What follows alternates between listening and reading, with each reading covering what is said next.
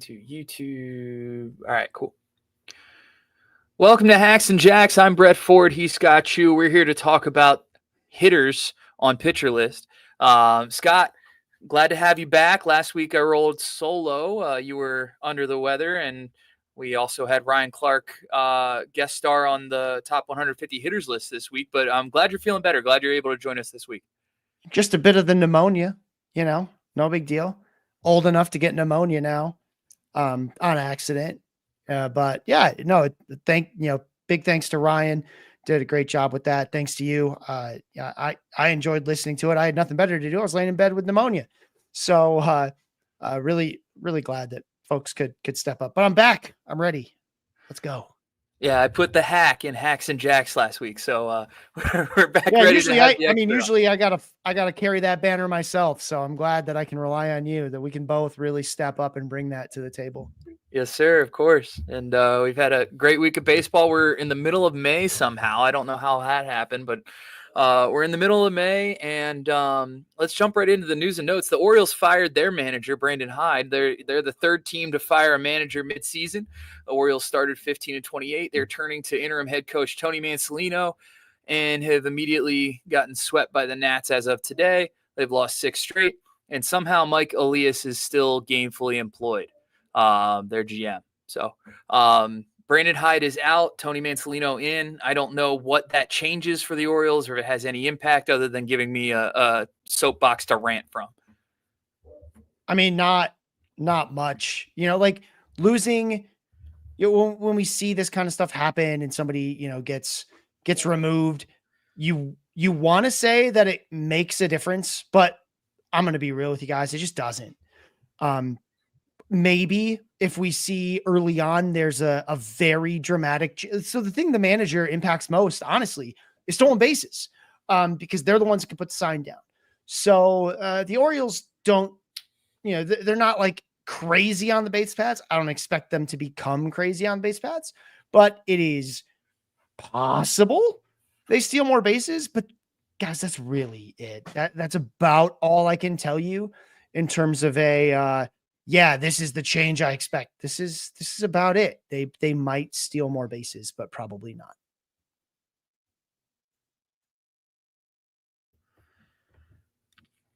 Well, Evan Longoria is going to retire Tampa Bay Ray. He had a nice long career. That's just a fun little note. Actually, I'm probably going to jump that in last. We'll add that last. I'm going to go back here. Hold on. Sorry about that. The Los Angeles Dodgers have DFA'd Chris Taylor. Chris Taylor will no longer be on the Dodgers roster. He becomes a free agent. What does that mean for the Dodgers roster construction, and especially a talented man by the name of Ha-Seong Kim? It's Ha-Seong Kim, right? So that means he gets to stay on the roster. That's what we were worried about when Edman came back. It keeps him on the roster, but it does not necessarily give him a clear path to playing time.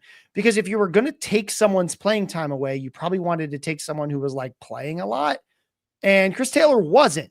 So, we were pretty sure Ha-Seong Kim is going to continue to sit against left-handed pitching. We've already seen Miguel Rojas come in and be the second baseman against left-handed pitching. He's right-handed. He's 36, but the Dodgers like him. He puts a lot of balls in play. Edman doesn't need a platoon mate. He actually played center field today, though, which I thought was a little bit interesting. James Outman, they were able to sit him against a lefty. I don't know, James Outman not hitting a ton, but we've seen him be hot in flashes. To me, the best way for Ha-Seong Kim to make it to the everyday starting lineup is you have to see James Outman go away. You see Edman move to center field, and then you see Ha-Seong Kim come in as the everyday second baseman. That's the thing you're looking for if you want to maximize sort of the fantasy upside of all these guys, because we don't really care about James Outman's fantasy upside. We care about him as a person because we're humans and we love each other. But we don't really care about his fantasy upside so much. He's not really someone I'm interested in anything, in any mixed league. Got to be NL only, then maybe because he's playing. But that's probably where we see Ha-Seong Kim get his opportunity. It's got to be in that spot. Yeah, Kim has been fun to watch so far. A lot of hits, a lot of stolen bases, even popped a home run out of the park the other day. Really exciting bat, and hopefully some increased playing time, a little bit of increased volume for him. It could be. Again, what we saw today was easy for them to do because they were facing a lefty. It needs to happen against more than just lefties, because that's what it looks like they're going to do to get him playing time. It looks like something they could do to get him playing time full time. But for now, it's just something they're doing against lefties to get Rojas and Kike Hernandez in the mix. And we don't care about that for fantasy, right? Again, if you're looking for the fantasy outcomes, it's Edman staying in center and Kim moving to second base full time, which again, I'm not saying it's going to happen. I give it like 50-50 over the rest of the month to maybe happen. I think what it does do is if you already picked up Kim, you can probably hold on to him in daily leagues. In weekly leagues, it's a little bit rougher. You're going to keep an eye on the schedule. You probably are going to hold him for now because he's been so good when he plays. But yeah, that's the path forward. And at least it is a path, which is different than someone like Jordan LAWLAR, who I still don't know how that's going to work, right? Like even the A's, when the A's called up Nick Kurtz, we were like, there's no path to playing time. And the A's were like, screw it. We'll do something weird. Tyler SODERSTROM, you go out and play outfield. Right? Like, okay, that's weird. And, people, in the AMA and other places have brought up ways for Jordan LAWLAR to get into the starting lineup. The fact of the matter is he's played twice in the last 6 games, right? Once against a lefty, once against a righty. It's not even a platoon thing. They don't have anywhere to play him. Right? And I know that it's very easy to say, oh, well, you wouldn't call up a guy to not play him. But it looks like they absolutely would call up Jordan LAWLAR and not play him, because what choice do they have? Geraldo Perdomo is hitting really, really well. Ketel Marte is one of the best hitters on their team, right? And the guys who sort of would have given him an opening, you can't do anything about. You can't do anything about Eugenio Suarez. He's got to keep playing. Pavin Smith, he's going to play against every righty because he continues to hit, even though he's not like, crushing everything as he was earlier in the season. He's doing fairly well now. I think they like Alek Thomas as an outfielder, right? So you can't move Marte back to the outfield or something like that. Even Tim Tawa, who at one time was hitting quite well, right? Tim Tawa was a guy that we were thinking about picking up, except Marte was going to be back, so you couldn't do it. They found time for him in the outfield, but there's just too many mouths to feed in Arizona. So with Ha-Seong Kim, you see the path, right? They just got to shift some things, and James Outman isn't hitting that well, and the other guys on their bench aren't that good, so you can see that path. I don't see it with Jordan LAWLAR with this healthy roster, right? Now, injuries happen at any given time.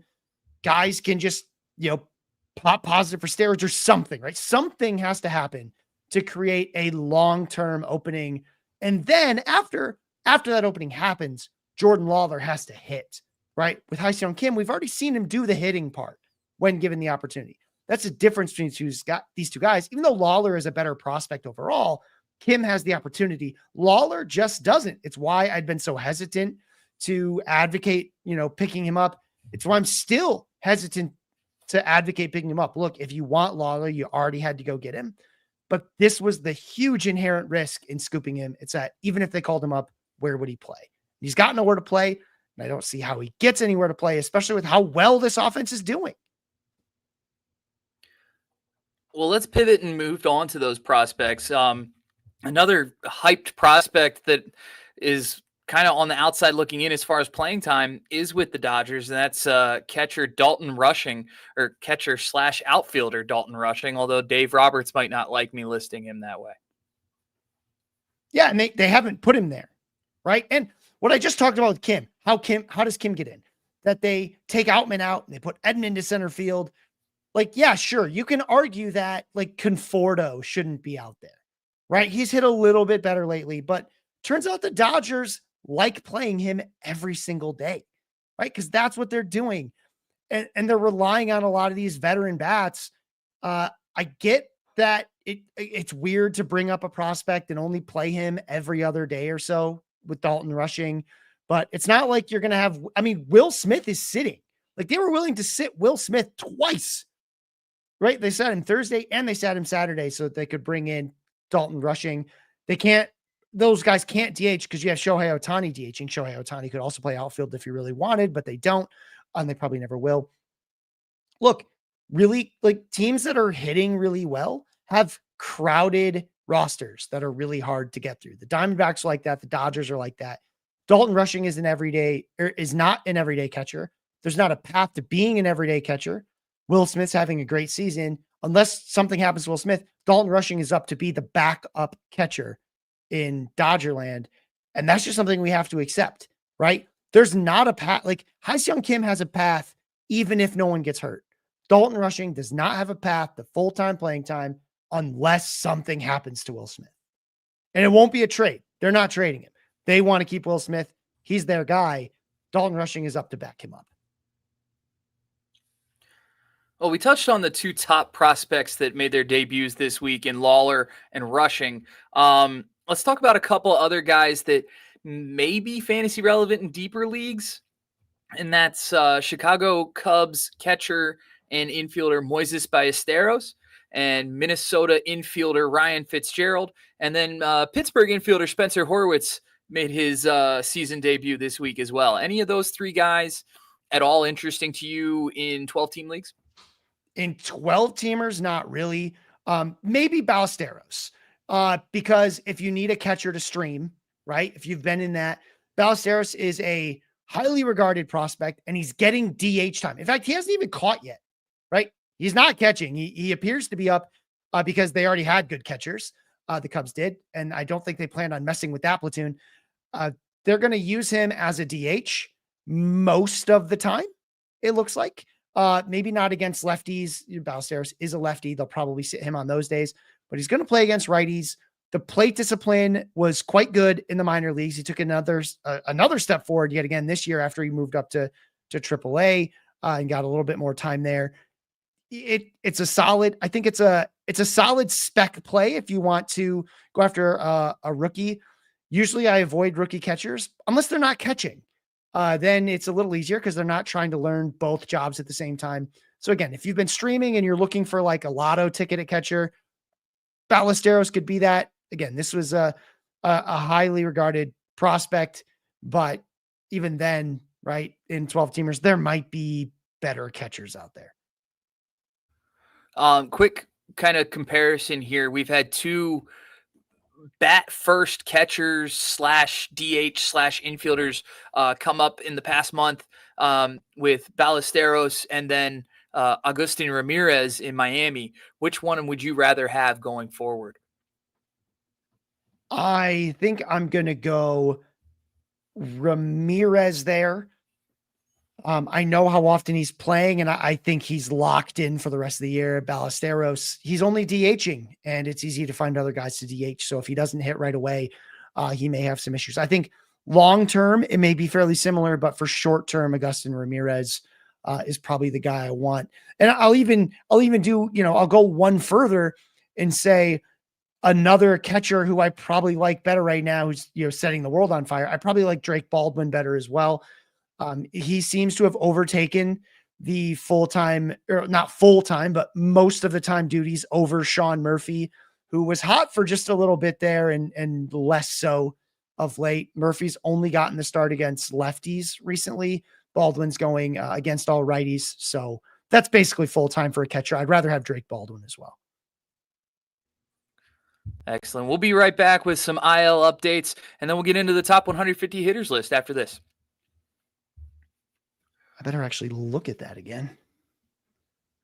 Yeah, Ryan's list. There's not a ton. No, he was pretty conservative there. I like some of the stuff he did, but yeah, we can definitely. There were very few big moves. Yeah, which makes sense. Yeah, I was gonna say from conservative that makes a ton of sense. All right, let me know when you're ready to roll back in and we'll do it. I'm ready. Okay, cool. Welcome back to Hacks and Jacks. Brett Ford here with Scott Chu to talk about hitters. And Scott, we've got a handful of outfielders going on the IL this week.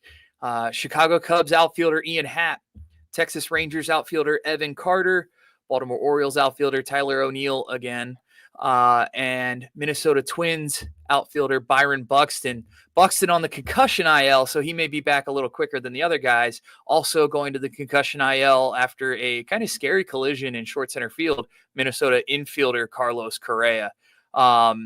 Which one of those is probably going to impact fantasy managers the most? Well, the Correa and Buxton one, just of course, like the two guys with the longest injury histories collide into each other.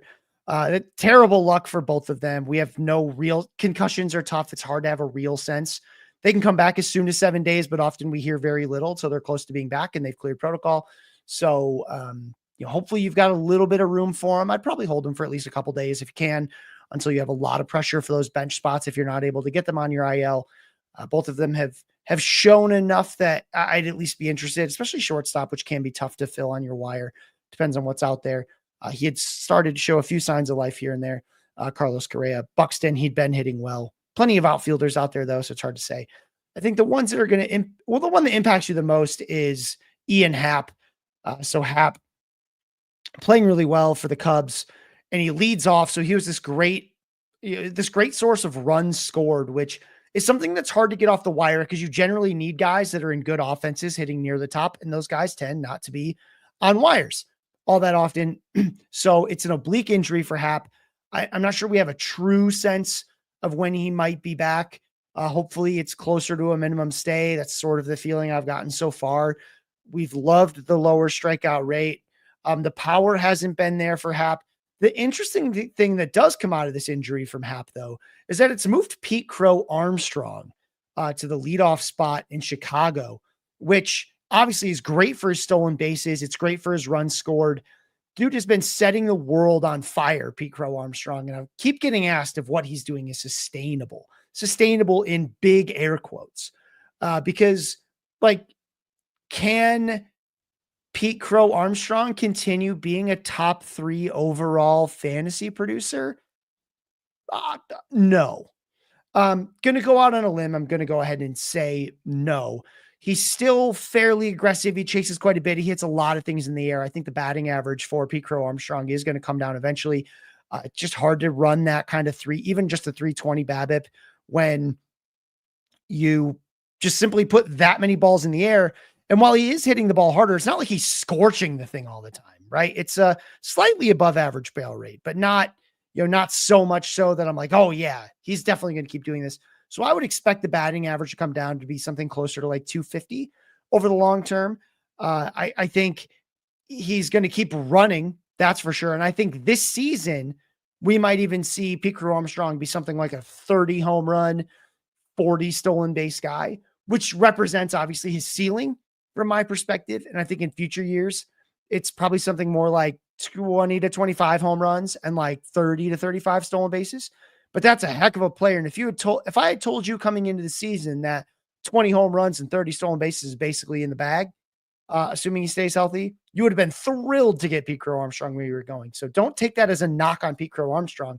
I'm just saying, I know he's only 23, but this feels a lot more like ceiling than norm, which is fine, right? Like this is what the hot streak looks like. I want to see what the next slump looks like and how long it lasts. We saw slumps last year and they took forever for Pete CROW-ARMSTRONG to dig himself out of. So if he starts bouncing out of those really quick, we can start talking about how close to his ceiling can he get from year to year.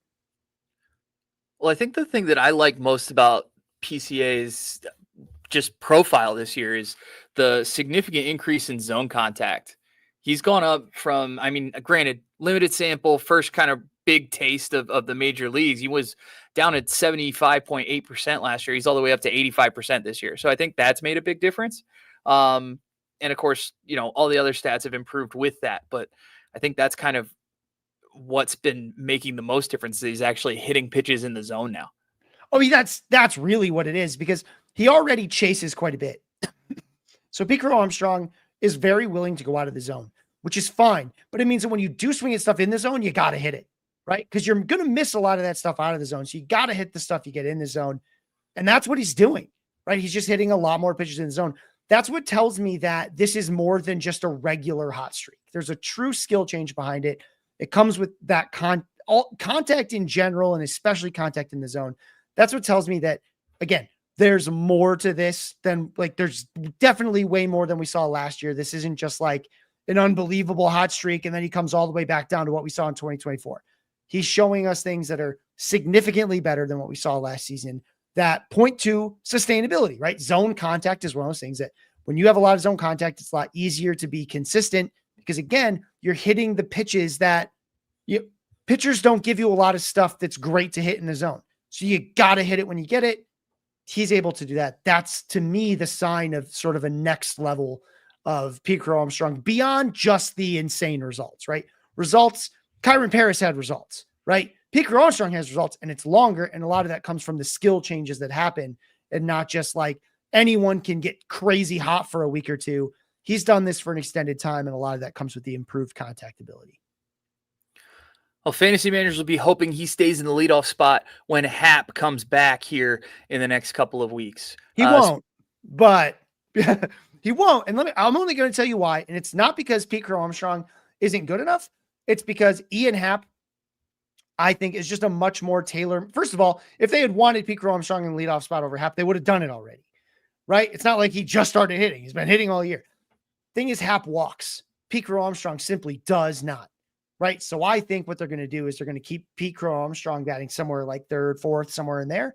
We might see a guy like, say, a Suzuki drop a little bit, or he's going to stay in the heart of the order, which is fine, right? Because all you're really trading there is runs for RBI. He's still going to get to run, especially because the guys behind him aren't going to be quite so good. So you might as well let him run to advance bases because you might not get the hits. So he's not going to stay there. But in the short term, really enjoy the extra runs scored. Pete CROW-ARMSTRONG isn't exactly built to be a leadoff guy. Yes, he's got the speed, but his on base is going to be pretty up and down because he just doesn't walk. We'll move on to We'll move on to a bat down in Tampa Bay who's coming back from an extended IL stay, and that's outfielder Josh Lowe. Lowe returning from an oblique injury sustained in spring training this year, and kind of recreating another log jam in the Tampa Bay outfield. Because there's always a log jam in this outfield. They just have a lot of guys. They have a lot of lefties. They like the platoon. So I think Josh Lowe is in a platoon. I think, he's played every day, obviously, so far, because it's only been righties. But I think as we see lefties, we're in a platoon. And here's the thing. Lowe has power, some, in a full season for him, which is going to be mostly platoon. He could hit like 20 home runs.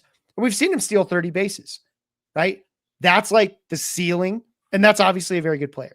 But what you actually have with Lowe, generally speaking, is a fairly streaky outfielder who is going to sit against left-handed pitching most of the time because this team just wants to get all their guys in. And yeah, I get it, right? Like the StatCast stuff is showing us to be really good. But like last year, we saw what I think is closer to the real version of Lowe. Not in that it's bad results necessarily. Like we might see him be better on the ratios by cutting that strikeout rate down just a little bit. But what you saw was a guy who's going to give you up and down performance. Heck, even in that breakout, that 2023 breakout, we had the 20 home runs and 32 stolen bases, which you might not remember is he was terrible all summer.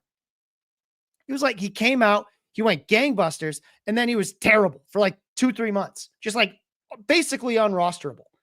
And then he was good again. And we've just seen this from him over and over where he has these long lulls and then he spikes up and then he has these long lulls.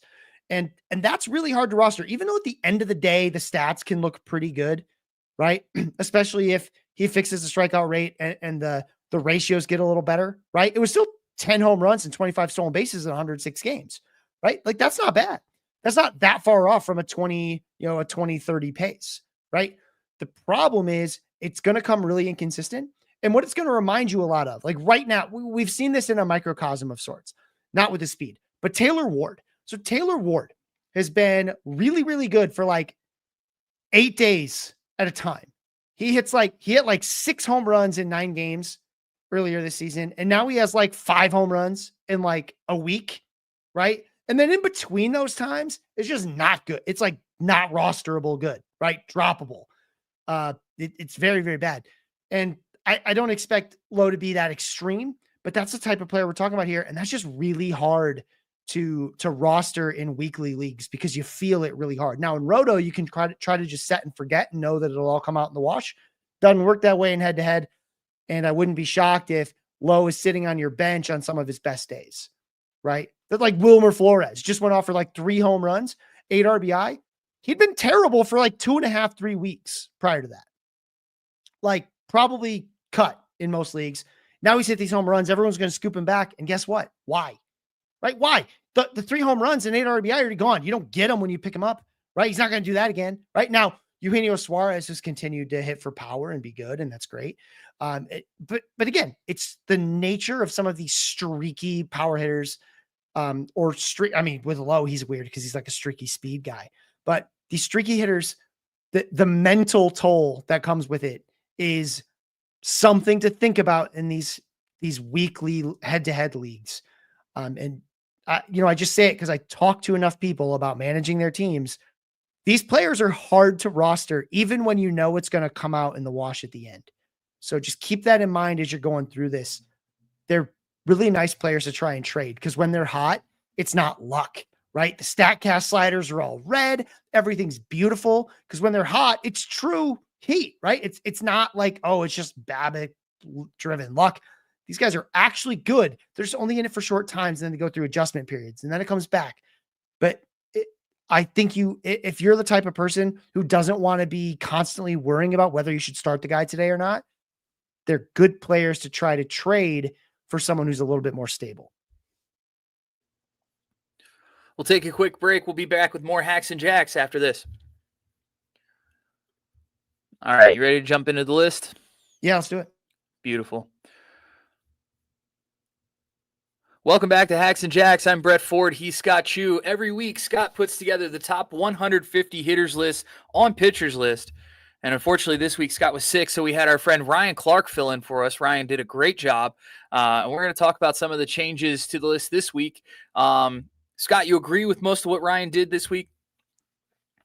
Yeah. I mean, there's some guys that, like he moved a little more than maybe I would have. But that's the thing. It was his list for a week, right? So a lot of it is usually like within tier. And the thing I'll tell you is within a tier, I'm not going to argue with someone too much, right? Like if you want the guy, if you want a guy in this tier, you want to move him up. I think the one thing that now that I've been looking at him so much this weekend, Pete CROW-ARMSTRONG, I probably would have bumped up a little bit more because I'm getting a better feel for the floor. But, again, it's sort of splitting hairs because, like, if you're an elite, Pete CROW-ARMSTRONG has obviously been amazing, but like, I'm not sure I'm ready to trade him straight up for Wyatt Langford. Like, if I have Wyatt Langford, would I trade Wyatt Langford for Pete CROW-ARMSTRONG? If I have Ketel Marte, would I trade it for Pete CROW-ARMSTRONG? I'm sure there's some people out there going, oh yeah, absolutely. But like, that comes with a fair bit of risk because we've never seen Pete CROW-ARMSTRONG do this at all, much less for a full season. Whereas we have seen that. We've seen it for an extended time with Wyatt Langford. We've seen it multiple times with Ketel Marte. I think it's a lot more challenging than it sounds. It's easy to say that for the guy who's hitting right now, but in a month that could all change. So that's probably one guy I probably would have moved up a little bit more. And I think I'm ready to drop Brian Reynolds. Ryan didn't do that. It's going to happen though. Like, so in the next list, you'll see Brian Reynolds take quite a fall because I know things are going to turn around for him, but I don't think you necessarily need to wait for it in some of the shallower leagues. And finally, the one true bone I have to pick is he rearranged my first baseman in tier 7, which are Soderstrom, Torkelson, and Rice. We'll talk about it more later, I'm sure, but he rearranged them, and that offended me deeply, Ryan. I mean, it didn't, and I understand why you did it, but it's going back. All right, let's dive in. Let's dive into some of these changes real quick. We'll start with the biggest risers of the week, and we'll jump straight into tier 3 at 19, up 11 spots this week is San Diego Padres outfielder Jackson Merrill, and obviously just an absolute stud. What do we think? That it was a great use of a rolling chart in the article. I recommend you check it out if you haven't already.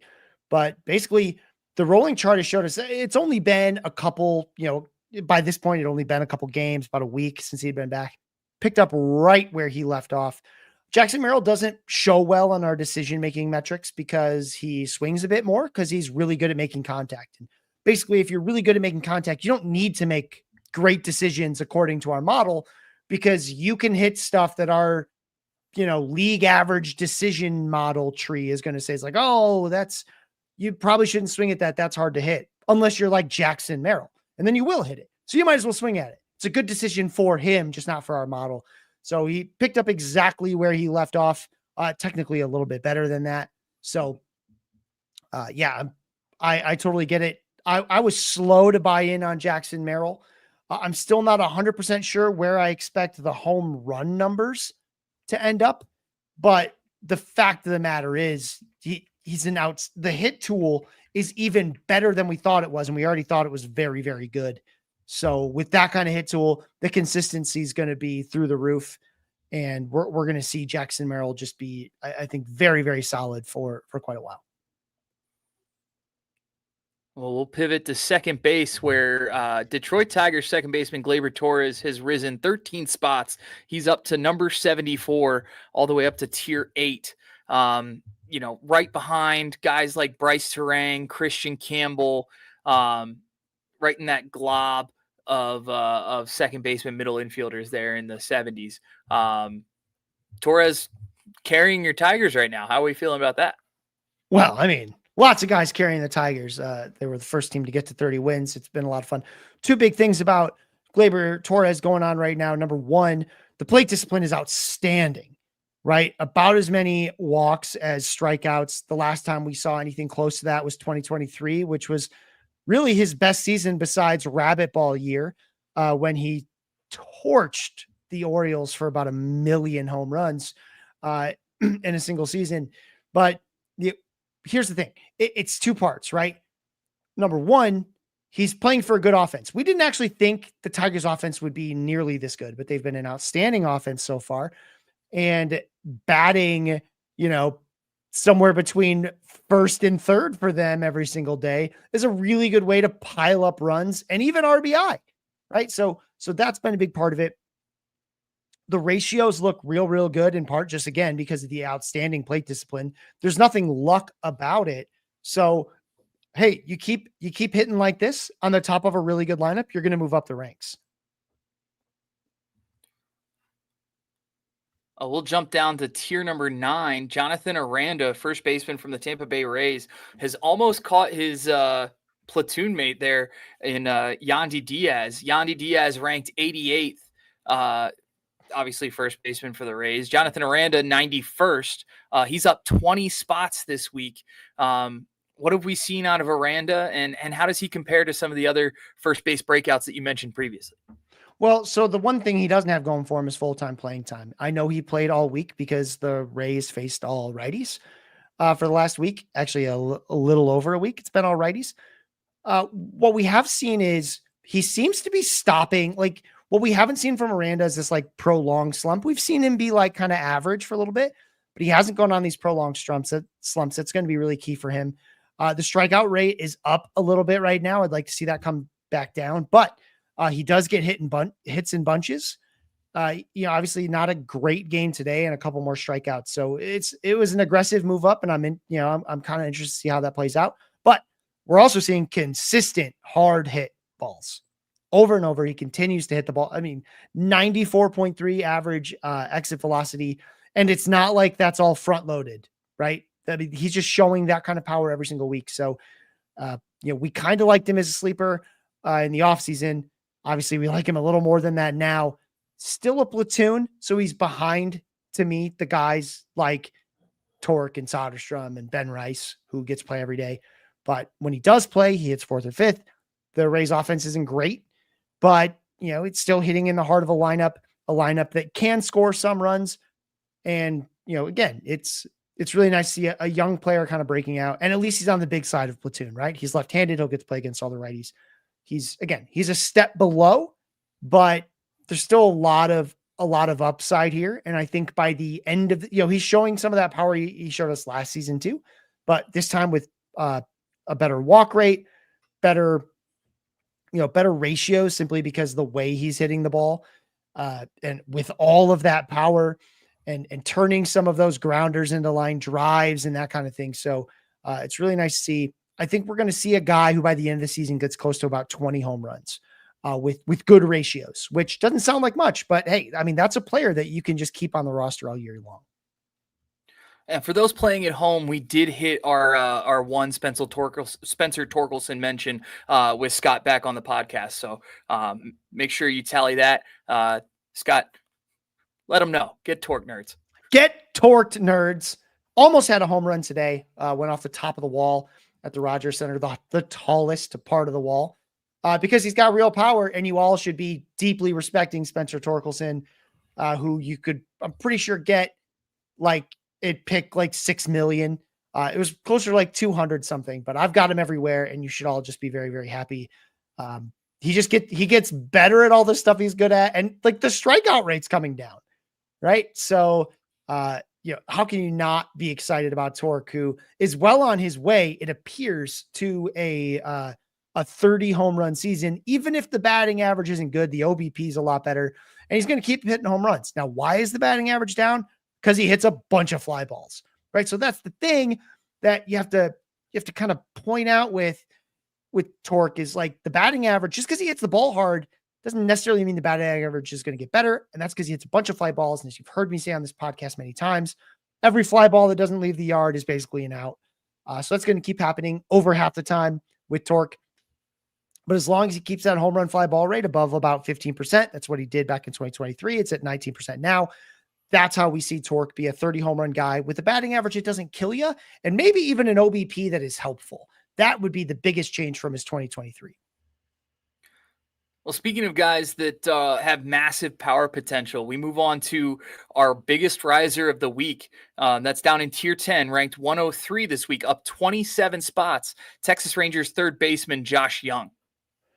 Yeah, hit a bunch of home runs for a guy who, we kind of hoped would start hitting a bunch of home runs. He had fallen quite a bit because he just wasn't showing any kind of consistency there. And then he really turned it on. We've seen Josh Jung be really one of the best hitters in baseball over the last week or two.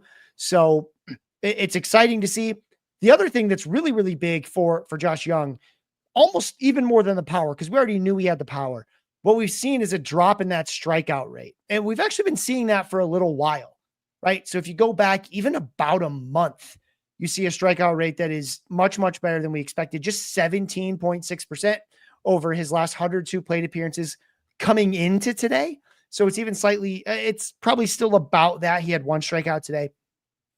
But yeah, Josh Jung, streaky power hitter to be sure, but the highs and lows of that are going to be so much more manageable if he keeps that strike. I mean, a strikeout rate around 20% is going to make him much, much, much more dependable than what we would have expected from a guy like him who's striking out close to 30%, which is what we've seen in the past. So that change in the strikeout rate is a really big deal. It's okay that the exit velocity numbers aren't super eye-popping, right? The hard hit rate doesn't blow your mind, because it doesn't need to. He only needs to hit it hard enough to leave the yard. He doesn't need to hit it 1,000,000 miles an hour. The zone contact is up. He's swinging less, which is probably good for him. The overall contact numbers are way, way up because he's gotten a little better at making contact with stuff out of the zone that he swings at. He doesn't chase a ton, but just by making contact, you don't want him to necessarily put those balls out of the zone in play, but fighting them off, especially in 2 strike counts, is really valuable. So those kinds of changes are really improving that strikeout rate. And with that improved strikeout rate, that's how we see Josh Jung take the next step. We'll be back after this break. We'll talk about some of the guys who are tumbling down on the hitters list after this. I'm going to move. I did have Trey Sweeney listed under risers, but I'm going to move him down under the taxi squad. He's been really good recently. Oops. There we go. All right.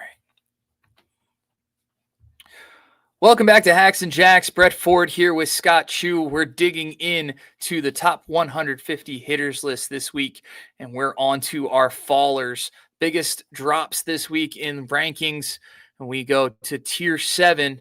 He's down 11 spots from last week, ranked 61st overall. And it's kind of funny because he's right next to another faller at the same position at 60th overall, who's down 9 spots. So that's OZZIE ALBIES and Jose Altuve, both down a tier this week on the list. Scott, what's going on with these second basemen? I wish I could tell you. So OZZIE ALBIES is tough because he's never been a guy to light up the StatCast page, right? If you're into the sliders, I don't love the sliders because I find them very redundant. Like they tell you a lot of the same information. Basically, if a guy is hitting barrels, then all the sliders are red. And if he's not, they're not.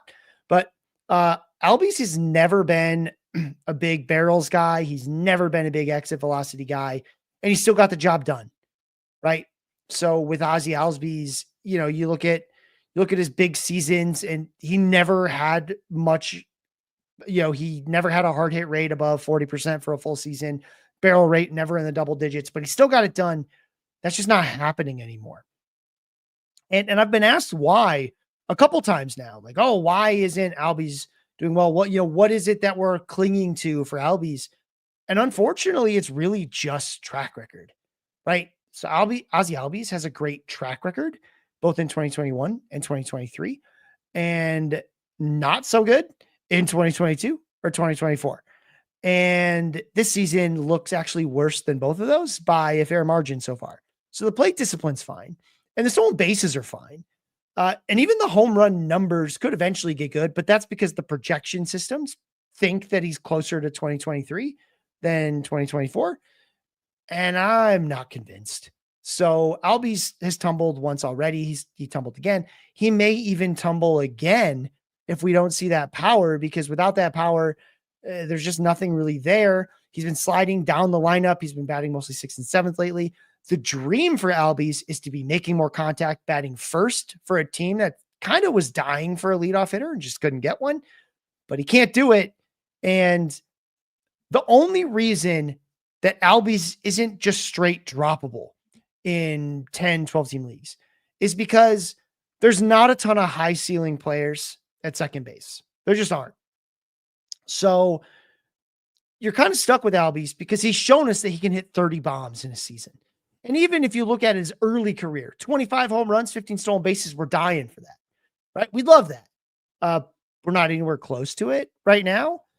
He's more on pace for like 15. He stays healthy all year, and staying healthy has not been something he's been terribly good at the last several years. So I'm not saying you should drop him yet. I am saying I'm probably looking for another second baseman to start right now because he's just not doing it. Now with Jose Altuve, I don't think it's quite as dire because at least Altuve is, it doesn't feel as dire. He's still batting second, even though he's not hitting very well right now.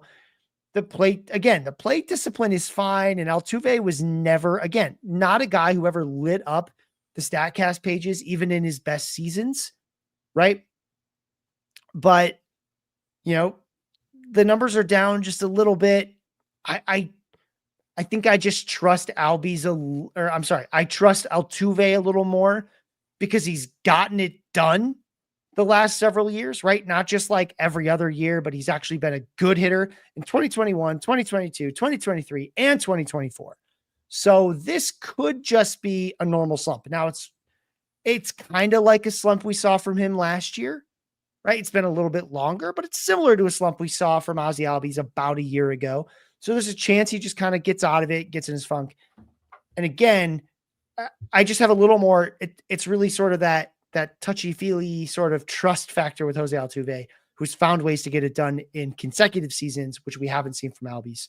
Neither one is droppable. Both of them are frustrating. I just have more faith that Altuve turns it around. I'm not trading for either one of them. And I'll be frank with you, you probably can't trade away either one. I know people want to say like, oh, I want to trade him while he still has name value. I have never had success doing that because the moment I offer someone in a trade, they look at their current season stats and they say, this guy sucks, right? And it's easy to talk yourself out of Jose Altuve. He is 35 years old. Barely, but he's still 35 years old. He's hitting poorly on an offense that is underperforming, right? That lost Kyle Tucker, that still doesn't have Yordan Alvarez, and we're still not sure when he'll be back. He's still having hand pain. So, like, who's the best hitter in this offense for the Astros? Who are you really afraid of? For years, it's been, wow, the Astros have a scary lineup. Honest to God, the two best hitters in the Astros lineup right now are Jeremy Pena and Isaac Paredes, who I like. I like both of them, but neither of them are scary. No, pitching coaches don't go to bed at night being like, what am I going to do about Jeremy Pena and Isaac Paredes? They're saying, well, we'll pitch to them and we'll see how it goes, right? Because the other 7 guys are worse than that. So, I don't think you can trade either one away. I'm not trying to trade for either one because I think I'll have to pay more than I would like to. So it's this horrible situation where you're just stuck. And I know some of you are in spots where you're like, man, I'm about to be 3-4 in my weekly league. I've got to make a move. This guy's burning a hole in my second base spot. And all I can tell you is, like, I'm sorry. That really sucks, but you're probably stuck with these guys right now. Your wire probably doesn't have a ton of options I really like. Maybe it does, right? Please message me on Twitter at If the Chu Fits. Hit me up on Blue Sky, scottchu.pitcherlist.com. Hit me up anywhere, in comments on Pitcher List, wherever you can. And we can talk about the guys on your wire and whether it makes sense to try to scoop one of them for one of your other bench bats and give you a guy to start short term. But second base is tough, man. There's just not a lot of high ceiling guys. Certainly not guys with the ceilings of Altuve and Albies. So unfortunately, yes, I think you're a little bit stuck. Yeah, at least until Travis Bazana comes up, right? One day. But even then, right? Is he going to play full time? He probably should, because the Guardians just don't have many good hitters. And his path's a little clearer, but still, like, if you're saying I want to drop Jose Altuve or Ozzie Albies for Hyun Kim, I'm going to tell you no, right? Even though it feels right, I'm going to tell you no. And I'm going to ask who else you can cut to scoop Kim to play while you're benching the other two. Well, that's fair. We'll stay at second base with our next faller, and that's Cincinnati Reds second baseman Matt McLain. And really, the Reds, I don't think they had a single hitter move up this week. I'm pretty sure every single Cincinnati Reds bat fell in the rankings or stayed stagnant. I think Elly De La Cruz stayed the same, and everybody else who's featured in the list fell, because we're going to touch on another Cincinnati Red here in a few minutes. But Matt McLain, 85th, down 11 spots. He's down in tier 9. And what are we doing with the young second baseman? So we've seen some flashes, right? Hit some home runs this, end of last week, one more this week. That's cool. The strikeout rate is still really ugly. And that just worries the crap out of me. Another thing happened that even though, like, by the numbers, he stole a bunch of bases last week, and so that makes him look pretty good for fantasy in the short term. He just got bumped down in the lineup. So Matt McLain for the last 5 games has batted 7th, 8th, or 9th in a lineup that's not that good. The Reds offense is just it's going to be very streaky. They don't have a lot of guys who are just going to be consistent contributors all the time, except for maybe Elly De La Cruz, because he's going to lead off. He's going to steal bases whenever he can. But outside of him, man, this offense is scary in terms of just not having a ton of rocks in it that you can really rely on. And I'm still just so worried about this strikeout rate from Matt McLain. It's going to make him just extremely streaky. He struck out 3 more times today. He went 0 for 3 with 3 strikeouts. It's, again, when he makes contact, that goes pretty well, right? His bail rate's good. Hard hit rate's good. But because he swings and misses just so much, and his zone contact is fine. He doesn't chase a lot, but the dude just strikes out a ton. Even with all this contact, it drives me nuts. And it's just again, not a guy I'm going to tell you to drop, right? He's been good enough that you don't need to drop him. He's actually number 11, the 11th best second baseman on the year, mostly thanks to these 10 stolen bases he's already got in 40 or 39 games. But it's going to be a bumpy ride, folks. And a lot of that power we saw in his debut season. 2 things happened in his debut in 2023 that I was a little worried about. Number one, he had all these extra line drives. So he's at 24.2% line drive rate. For quite a while, it was actually up at 30%. And that was driving this batting average that you saw, right? So he hit 290 his rookie season, and that is largely driven by this super high line drive rate. That's why he had this BABIP of like 385 that he just didn't have in the minors usually, right? He did in AAA in 2230, but again, it was a bunch of line drives. And so I wasn't a big believer in that. And I knew that he was going to hit a bunch more fly balls because his minor league track record told us that he's going to hit a lot of fly balls. And guess what? Matt McLain is hitting 47.7% fly balls. That's a lot closer to what he was doing in the minors. And what did I say about Tork? Why does Tork hit 238? Because he hits a bunch of fly balls. And if they don't leave the yard, they're out. Now, it's nice playing in Great American Ballpark because it's little and a lot of those fly balls will leave the yard, but not like all of them, right? The ones that don't leave are outs.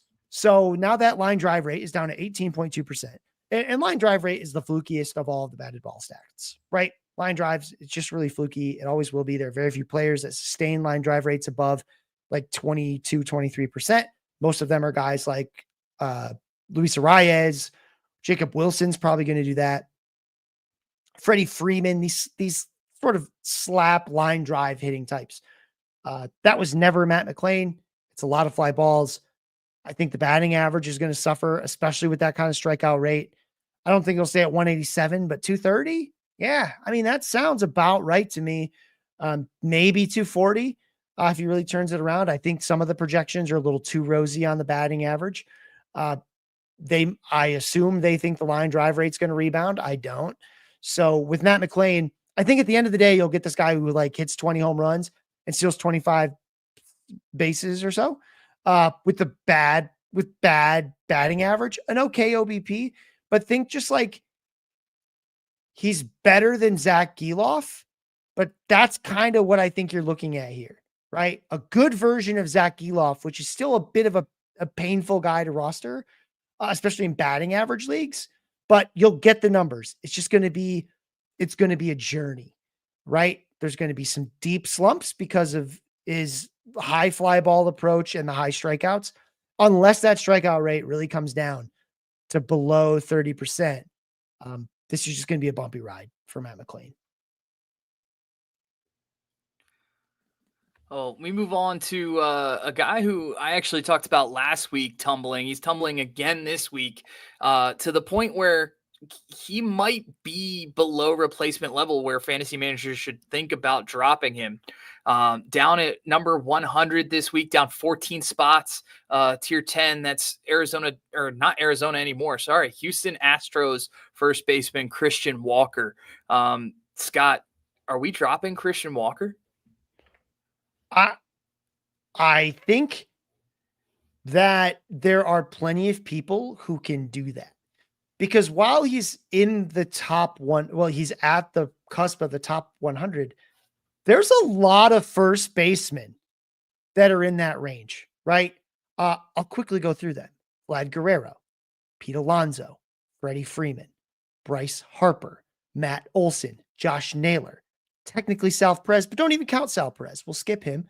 And we'll go to Cody Bellinger, Tyler Soderstrom, Spencer Torkelson, Ben Rice, Paul Goldschmidt, Isaac Paredes, Luis Arias, Yandy Diaz, Kyle Manzardo, Jonathan Aranda.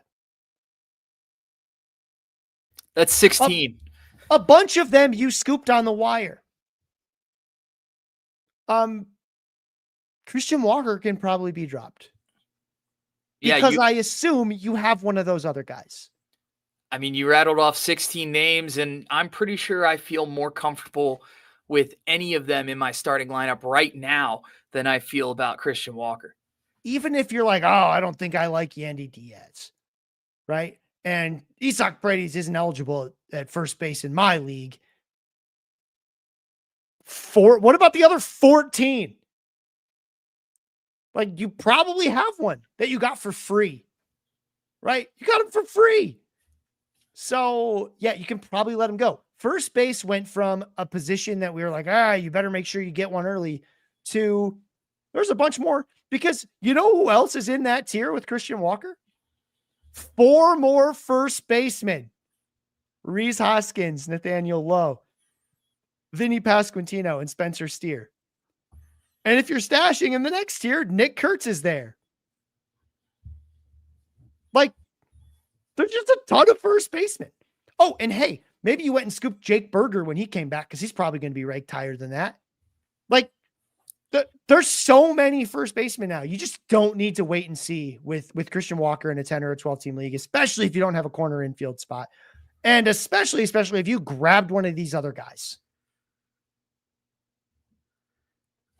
Berger finally, I won't go through the Berger puns again. We've done it once. That's enough.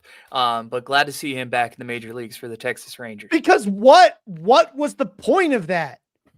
Streaky power hitter was on a cold streak.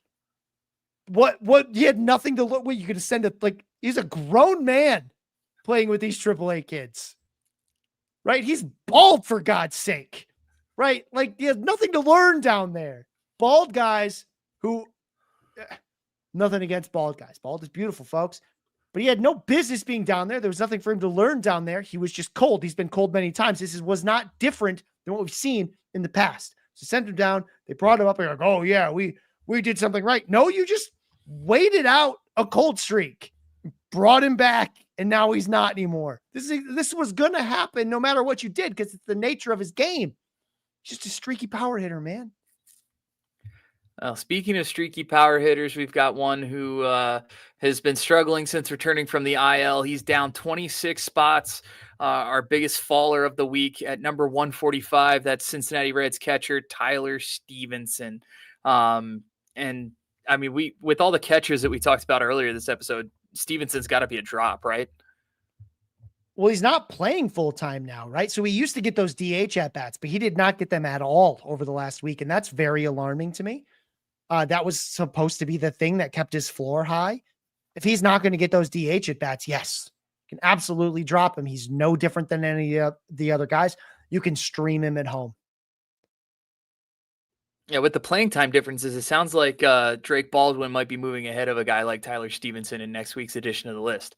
Well, I mean, I won't have to worry about exact rank because Tyler Stevenson's unlikely to be on the next list. I think Ryan was right to move him down to the bottom. This is what I do with guys who are on their way out, is they move down to the bottom. I give them one more week and then they go. Tyler Stevenson's probably going to go. Maybe not. Maybe he shows us something next week and gets some DH at bats in the next, 3 days, but I don't think it's likely. Well, when they exit the list, they head to the taxi squad. And let's talk about the taxi squad a little bit. Is there anybody that you would like to highlight this week that's mentioned in the taxi squad, or that somebody that you think may ascend to the list in coming weeks? It's actually more the other way. I want to talk. This is less to like call out specific players about like, oh, the specific thing that happened. And it's more about the flavors of the week that we run into a lot. We've already had so many. It's mid-May. We've already had so many. I'm just going to say names that you should have dropped already, but maybe you didn't because they were so good for you for those 2 weeks. You need to change your mind. One of them being Eric Wagaman. Remember Eric Wagaman? He's still out there. He's still playing every day. He's still a fine contact hitting guy. He just doesn't need to be on your fantasy team for more than the short times that he's hot, right? I think a guy I'd call out going the other way, someone who might be a little interesting to you, for good news, Brooks Lee. So that's because he's batting fourth in Carlos Correa's absence. And you might get some RBI there, right? This team is red hot. They finally lost, right? The AL Central is just an absolute, I mean, it's a dogfight up there. But they finally lost, but there's a lot to get from Brooks Lee if he continues batting fourth for a hot offense. I don't know how long it'll last, but while it does, if you need a second or third baseman, which, let's be real, most of you probably do, that's worth a look. But again, other guys who were, that short-term flavor, right? Like Cam Smith, he's droppable in every redraft league. He doesn't play all the time. It's a challenge, right? So you gotta just let him go. And I get it. It's hard because he should, it was a good opportunity. He should have been the guy, but like spring training ain't reality. And this is not to pat myself on the back because I always kept him low in the ranks because he very well could have proven me wrong. And he is getting playing time more so. But like, even with these ups and downs we're seeing from Cam Smith, what I would recommend that you do is not focus on them too hard, right? Because if you're in a 10 or a 12 team league and you need an outfielder, There are too many out. Yeah, I listed all those first basemen. You don't even want to see what the list looks like for outfield, right? Like at the end of the day, this dude sits 2-3 times a week. And that's just not, unless the dude is like, you can start guys who sit 2 or 3 times a week because lefties show up or something and they're Kerry Carpenter. You can do that. But in redraft, you can't do that with a guy like Cam Smith, who's not in any sort of predictable platoon and who isn't showing nearly the kind of power that we hoped, and who may figure it out at any time, but may need quite a while to figure it out, because it turns out going from AA to the majors is really hard. So just keep an eye, don't be too attached to these guys, right? In general. One more that I will mention, he didn't play today. I am very interested in EZEQUIEL TOVAR, who just came off the IL. So he was in the IL stashes section, but I'm very interested in EZEQUIEL TOVAR because he was doing all the right things prior to hitting the IL. I'm really excited to see what he can do coming back. Again, I have absolutely no faith in the Colorado organization. There's a great article, I think it was on The Athletic, talking about how these guys don't have their own advanced scoutings, right? They don't have what we do with PLV is more than the Rockies do in their organization. And I love Kyle, and Kyle could absolutely work for any major league team. But like, we pay one dude and we have a better internal like stuff plus metric than the Rockies because they don't have one, right? Like they don't. So I don't love the fact that players are not really going to improve in Colorado because of the coaching, but some of them may improve in spite of the coaching. And so EZEQUIEL TOVAR, second base has been rough, a guy to keep an eye on. I think I like his upside a little bit more than Brooks Lee, but if you're just looking for a plug-in at second base and want some RBI, go ahead and get Brooks Lee. Although I think, if I'm not mistaken, the Rockies are at home quite a bit in the upcoming schedule. So Tovar gets the edge in that sense. Well, excellent. A lot of guys on that taxi squad and a lot of guys at IL stashes. Hopefully we can see them back on the field sooner than later. Anybody else or any parting words of wisdom for fantasy managers before we wrap up tonight? So if you are in the middle of the pack in your leagues right now, it is not the end of the world and it is not time to panic, because here's the thing. It's still very early in the season. Now, if you're in very last, that's a problem. And it's going to be hard to get all the way back up to, let's say, first in a roto.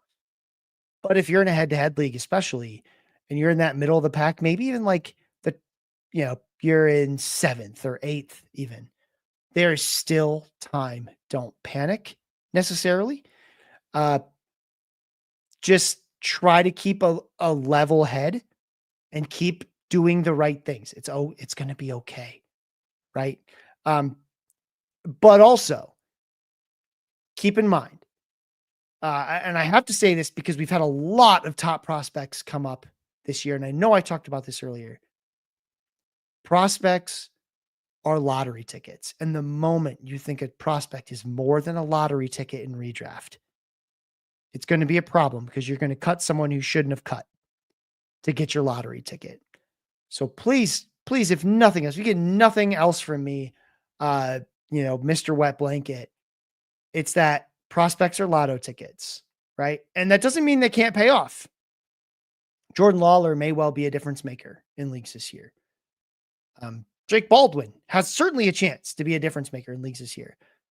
But the reason we weren't all in on Drake Baldwin right away is because he didn't have full-time playing time. In fact, he was only playing 2 or 3 times a week. And if you kept him through that whole time in a normal redraft league, you're going to need like a month of Drake Baldwin being the regular catcher to make up all that like lost production that you had from this dead spot. We actually just got a question in the chat on Nick KURTZ, and Nick KURTZ is ranked after Christian Walker, right?